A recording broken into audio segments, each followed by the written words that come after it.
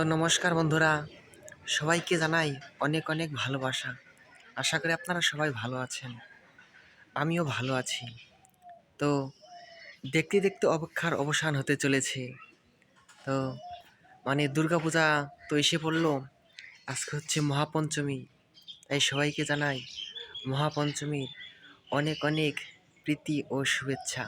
তো আপনারা ভাবছেন পুজো তো এসে গেল, চুল কাটলাম না কেন? তো আমি ভাবছি কালকে অর্থাৎ ষষ্ঠীতে চুল কাটবো। তবে পুজোর কেনাকাটা প্রায় শেষ হয়ে গেছে, আর কিছু কেনাকাটা বাকি আছে। তো এখন যাবো একটু বাসাইল। আসুন আপনাদের সাথে সেটা শেয়ার করি। আর চলুন তার আগে আপনাদের গোপাল দর্শন করি আনি। হরে কৃষ্ণ।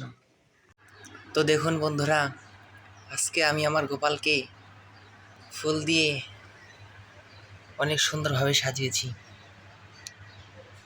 এই ফুলগুলি দিয়ে সাজালে অনেক ভালো লাগে।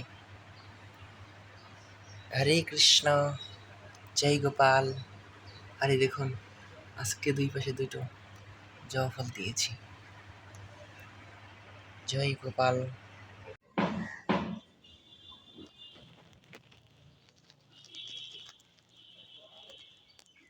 শরতের আকাশ,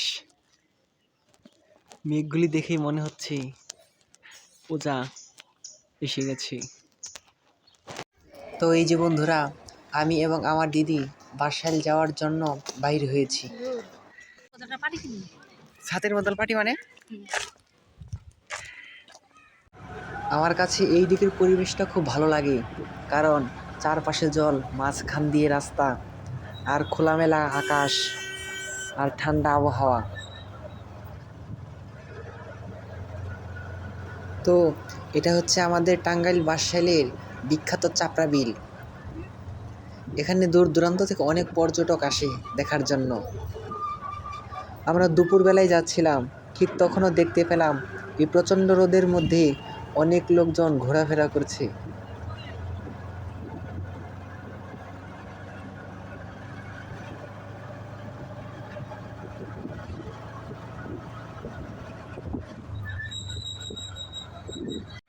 ভাবছিলাম বাসাইল কিছু কেনাকাটা করে তাড়াতাড়ি চলে যাব, কিন্তু সামনেই পড়লো বাসাইল বিখ্যাত সেই শাহপাড়া দুর্গা মন্দির। তাই ভাবলাম ভিতরে মা দুর্গার প্রতিমা একটু দর্শন করে যাই। এখানে নাকি বাংলাদেশের বিখ্যাত সেই দুই প্রতিমা শিল্পী অনন্ত পাল এবং হেমন্ত পাল, এই দুই ভাই এখানে প্রতিমা তৈরি করেছে। ভেতরে যাওয়ার রাস্তাটা বেশ দারুণভাবে সাজিয়েছে, খুব ভালো লাগছিল। এই সেই প্রতিমা, এই প্রতিমাগুলো তৈরি করেছে বাংলাদেশের দুই মৃৎশিল্পী বা ভাস্কর অনন্ত পাল এবং হেমন্ত পাল। বেশ ভালো লাগছিল তাদের দারুণ কারুকাজ, দারুণ তাদের সাজসজ্জা। আজকে যেহেতু পঞ্চমী, আমরা যাওয়ার সাথে সাথেই পদ্মা পূজা শুরু হয়ে গেছিল। এক কথায় মায়ের প্রতিমা অসাধারণ বলে বোঝানো যাবে না।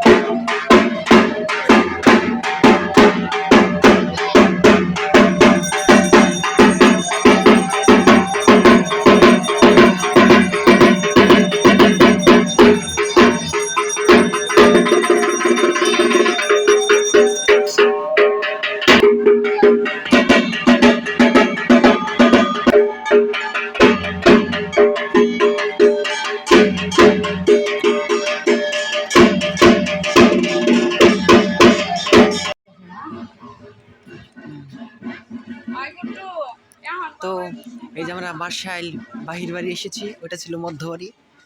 এখানে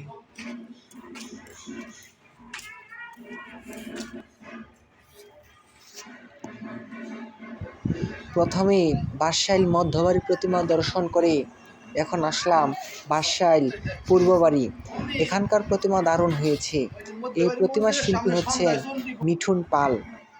এখানেও দেখলাম পদ্মা পূজার আয়োজন চলছে।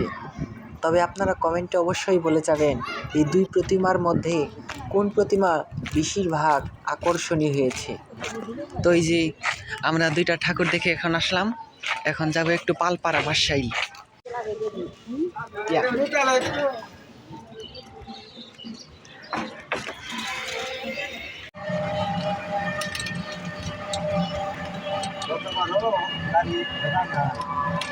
খুব কষ্ট করে যাতায়াত করে জলের কারণে।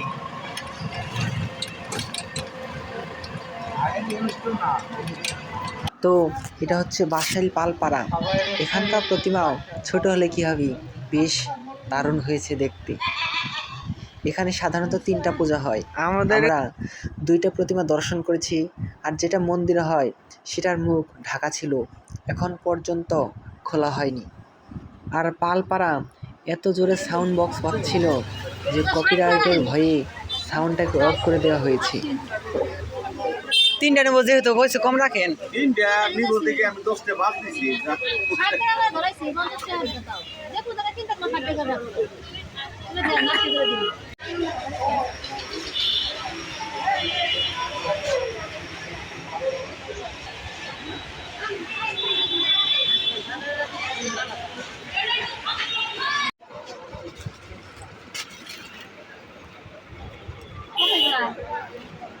কটা লাগে? এক পিস হবে। হয় কতগুলা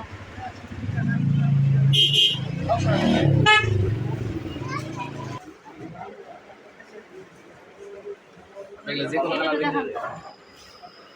সামনে কিছু সেল দেওয়া সুন্দর আছে। এটা সামনে পেছনে সুন্দর, সামনে সুন্দর, অন্যটা সাজটা এটা শুধু কালার ভিন্ন, ডিজাইন ভিন্ন। এগুলো কত ভাই? 700 টাকা। কোনো সমস্যা নেই।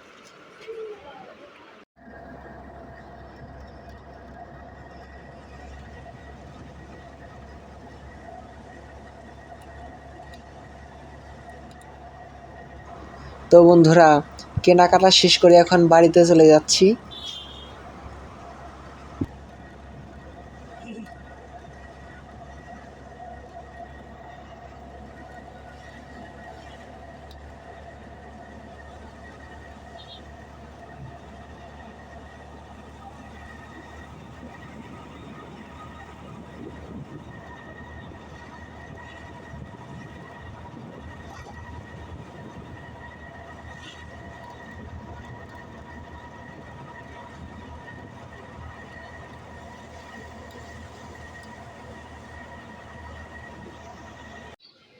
তো বন্ধুরা, এখন হচ্ছে বিকেলবেলা। তো এখানে ছোট বোন এসেছে, তার দুর্গাপূজার শাড়ি কিনেছে, সেটা আমাকে একটু দেখাতে এসেছি। এটা কার শাড়ি? এটা তোমার? কে কিনে দিছে তোমাকে? বড়দাদা। দারুণ হয়েছে। কবে কিনে দিছে তোমাকে? আজকে? ভালোই। তোমার নাম কি? অরণ্যা। তুমি পড়াশোনা করো? কিসে পড়ো? ক্লাসে? ও, মানে বন্ধুরাও এখনো স্কুলে পড়াশোনা করে না, এমনি বাড়িতে প্রাইভেট ম্যাডাম আছে, তার কাছে পড়াশোনা করে। আপনারা সবাই বলবেন তো কমেন্টে আমার এই ছোট্ট বোনের শাড়িটা কেমন হয়েছে।